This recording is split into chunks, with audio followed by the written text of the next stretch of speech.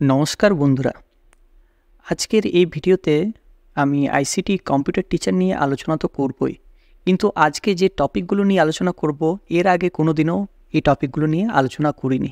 কেন করা হয়নি তার পেছনে রয়েছে একাধিক কারণ। আজকের এই ভিডিওতে আমি যে কথাগুলো আপনাদের বলবো, গভর্নমেন্ট নোটিফিকেশান অনুযায়ী প্রত্যেকটা যে আমি কোশ্চেন দিয়েছি আপনাদের কাছে, আপনার কম্পিউটার স্ক্রিন বা ইউটিউব থাম্বনেল দেখে সেটা বুঝতে পারছেন। প্রত্যেকটা কোশ্চেনের আমি আপনাদেরকে গভর্নমেন্ট অর্ডার অনুযায়ী কি বলতে চেয়েছে আমি সেগুলো দেখাবো। যেমন 1 নম্বর হচ্ছে এক্সপিরিয়েন্স অনুযায়ী কার কত বেতন হয়েছে। আপনারা সবাই জানেন প্রথম থেকে চতুর্থ ফেজ যারা সরকারি আন্ডারটেকিং হয়ে গেছে বা সরকারিকরণ হয়ে গেছে, তাদের কিন্তু পরিকাঠামো বিশিষ্ট যে স্যালারি তৈরি করা হয়েছে সেই অনুযায়ী তাদের কত স্যালারি হচ্ছে, এক্সপিরিয়েন্স অনুযায়ী কত স্যালারি হচ্ছে, সেটা আপনাদেরকে উইথ প্রুফ আমি দেখাবো।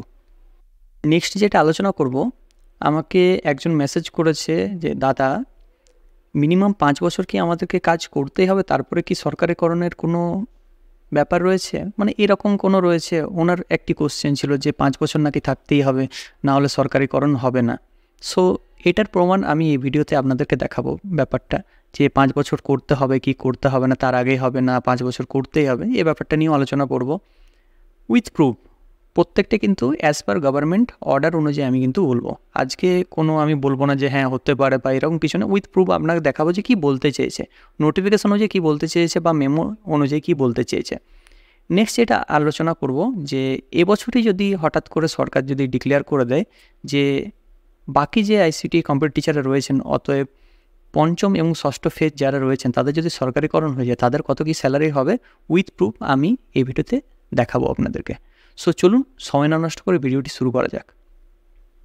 নমস্কার বন্ধুরা, আরও একবার আপনাদেরকে স্বাগত আপনাদের প্রিয় চ্যানেল মিস্টার সেলফ স্টাডিতে। তো চলুন শুরু করা যাক।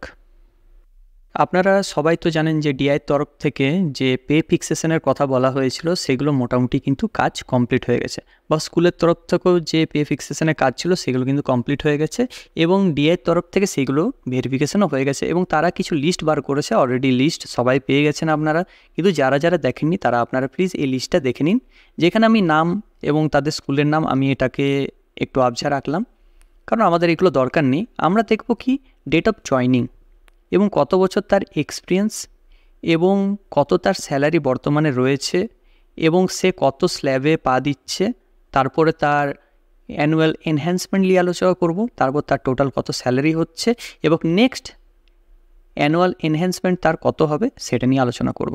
তো দেখুন আমার কাছে একটা পেজ রয়েছে, এই পেজে দেখুন প্রথমেই যেটা লেখা রয়েছে 1/4/2013, যিনি জয়েন করেছিলেন তিনি 1/4/2013, অর্থাৎ 13 সাল থেকে এটা 24 সাল, 11 বছর উনি কাজ করেছেন।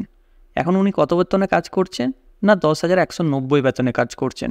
ওনার স্ল্যাব যেহেতু 10 বছর হয়ে গেছে, তাহলে অ্যাজ পার আমরা বলতে পারি যে 1086 FP2 যে অর্ডারটা রয়েছে, গভর্নমেন্ট অর্ডারটা রয়েছে, সেই অনুযায়ী কিন্তু 10 বছর কারোর যদি এক্সপিরিয়েন্স হয়ে থাকে সেক্ষেত্রে তার 25,000 টাকা স্যালারি হয়। আর যেহেতু ওনার 1 বছর এক্সট্রা রয়েছে সেই ক্ষেত্রে ওনার 800 টাকা আরও বাড়ছে, অতএব ওনার স্যালারি হয়েছে 25,800 টাকা। এবার নেক্সট কিন্তু 2025 সালে ওনার আরও কিন্তু বেতন বৃদ্ধি হবে, সেটা হচ্ছে 800 টাকা, আরও যে অ্যানুয়াল এনহ্যান্সমেন্ট রয়েছে সেটা কিন্তু বাড়বে। এটা হলো 11 বছরের। এরকম আমরা দেখব 6 বছর যার এক্সপিরিয়েন্স হয়েছে, যারা 17 সালে জয়েন করেছে তাদের স্ল্যাব অনুযায়ী তাদের হয় 20,700 টাকা, এবং তাদের যে অ্যানুয়ালি এনহ্যান্সমেন্ট রয়েছে সেটা 700 টাকা রয়েছে, অতএব টোটাল তাদের বেতন হয়েছে 21,400 টাকা। এবং নেক্সট তাদের যে অ্যানুয়াল এনহ্যান্সমেন্ট হবে সেটা হবে 1/7/2025, এটা হলো 6 বছরের। এরকম 5 বছরের আমরা একবার দেখে নিই। 2018 সালে যারা জয়েনিং করেছে তাদের 5 বছর হচ্ছে, স্ল্যাব অনুযায়ী তাদের 20,000 টাকা হচ্ছে, যেহেতু 5 বছর 20,000 টাকা আর আগেরটা 6 বছর ছিল তাই 20,700 টাকা হয়েছে। তো 5 বছরে এদের হচ্ছে 20,000 টাকা, 5 বছরের এক্সপিরিয়েন্স 5,020 টাকা, তার সঙ্গে 700 টাকা আরও অ্যানুয়াল এনহ্যান্সমেন্ট, তাহলে টোটাল তাদের স্যালারি দাঁড়াচ্ছে 20,700 টাকা। এবং 2025-এ এদের আরও অ্যানুয়াল এনহ্যান্সমেন্ট হবে। সো এটা মোটামুটি আপনারা দেখে নিলাম, বেসিক একটা দেখালাম আপনাদেরকে যে 11 বছর 5 বছর 6 বছর কী স্ল্যাব অনুযায়ী চেঞ্জ হচ্ছে এরকম ব্যাপার। এবার আমরা সেই টপিকটা নিয়ে আলোচনা করব বা সেই প্রশ্নের অ্যান্সারটা নিয়ে আলোচনা করব, যে এটা হয়েছে মিনিমাম 5 বছর কোম্পানির অধীনে কাজ করতে হবে তবেই সরকারিকরণ হবে। এই ব্যাপারটা নিয়েও এবার একটু ডিসকাস করা যাক। কম্পিউটার স্ক্রিনে আপনাদেরকে যেটা আমি দেখাতে চাই সেটা দেখুন। এখানে যে সেকেন্ড নাম্বার যেটা রয়েছে আপনারা দেখতে পাচ্ছেন, এখানে লেখা আছে 3 বছর, অর্থাৎ তিনি জয়েন করেছিলেন 2020 সালে, যে কেউ হতে পারে, এটা 2020 সালে উনি জয়েন করেছিলেন, ওনার 3 বছর এখানে কাজ করা হয়েছে, উনি এখন টাকা পাচ্ছেন 10,190, এটা সবাইকার সমান আছে। এবং যেটা রয়েছে ওনার বেতন কিন্তু এই 3 বছরে হচ্ছে 17,800 টাকা। কেন 17,800 এটা নিয়ে আমি আপনাদেরকে বলছি। প্রথম উনি যে বছর জয়েন করেছেন সে অনুযায়ী ওনাদের যে ব্যালেন্স মানে যে স্যালারিটা হবে সেটা হচ্ছে 16,000 টাকা। এবং যেহেতু তার 3 বছর আছে, তার মানে 3টা ইনক্রিমেন্ট কিন্তু উনি পাচ্ছেন, মানে অ্যানুয়াল এনহ্যান্সমেন্ট যেটা রয়েছে সেটা পাচ্ছেন। অতএব ওনার 1800 টাকা কিন্তু বৃদ্ধি পেয়েছে, 600 টাকা করে হলে হয়, তাহলে এইখানে ওনার 1800 টাকা কিন্তু অ্যাড হয়েছে। অতএব 17,800 টাকা ওনার কিন্তু স্যালারি।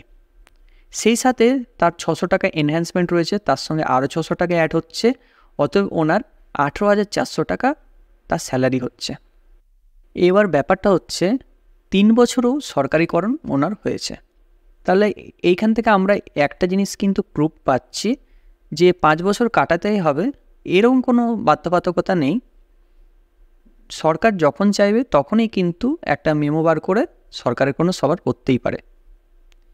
আরেকটা আপনাদেরকে এটা নিয়ে আরেকটা প্রুফ আমি দেখাবো। দেখুন, এটা সেই কম্পিউটার টিচারের সেই জিওটা যেটা মার্চ মাসের 1 তারিখে বার হয়েছিল। আপনারা মেমোর ডেট তো দেখতেই পাচ্ছেন, যেটা 1086 FP2 মুখস্থ সবারই রয়েছে যারা আইসিটি কম্পিউটার টিচার রয়েছেন। এখানে যে একদম লাস্টে যেটা রয়েছে data entry operator, computer operator, যাই হোক এখানে ক্যাড ফেড অনেক কিছু রয়েছে, এবং যার মিনিমাম কোয়ালিফিকেশান এখানে রয়েছে graduation with computer certificate, computer in computer application. So এটা হচ্ছে আইসিটি এই যে পরিকাঠামো বিশিষ্ট যে স্যালারি আইসিটি কম্পিউটার টিচার বা ইনস্ট্রাক্টর যাই বলুন কেন তারা কিন্তু এই জায়গায় পড়ছে। অতএব এইখানে আপনারা দেখছেন এই যে কলামটা দেখতে পাচ্ছেন ইনিশিয়াল রেমুনারেশন, এইখানে মিনিমাম স্যালারি কিন্তু স্টার্ট হচ্ছে 16,000 টাকা থেকে। চাইলে ওনারা 20,000 স্ল্যাব থেকে রাখতে পারতো, যেহেতু 5 বছর এক্সপিরিয়েন্স 20,000 স্ল্যাবটা রয়েছে, কিন্তু ওনারা স্টার্টিংটা রেখেছেন ইনিশিয়াল 0 থেকে, মানে যখন জয়েন করবে তখন তাতে 16,000 টাকা কিন্তু স্যালারি হবে। এটাও কিন্তু একটা প্রুফ হতে পারে যে যখন তখন আইসিটি কম্পিউটার টিচার কিন্তু সরকারের আন্ডারটেকিং হতেই পারে। এর জন্য কোনো যে 5 বছর করতে হবে এরকম কোনো নেই, 5 বছর করলে তো অবশ্যই সেটা 20,000-এর স্ল্যাবে চলে যাচ্ছে। তাহলে এই যে দুটো পয়েন্ট বললাম বা আপনাদেরকে দেখালাম, এই দুটো পয়েন্ট থেকে আমরা এটাই বুঝতে পারছি যে 5 বছর কোম্পানির আন্ডারে কাজ করতে হবে এরকম কোনো ব্যাপার নয়। যতক্ষণ না পর্যন্ত সরকারিকরণ হচ্ছে ততদিন কাজ করতেই হবে, তাছাড়া কিছু করার নেই এই মুহূর্তে।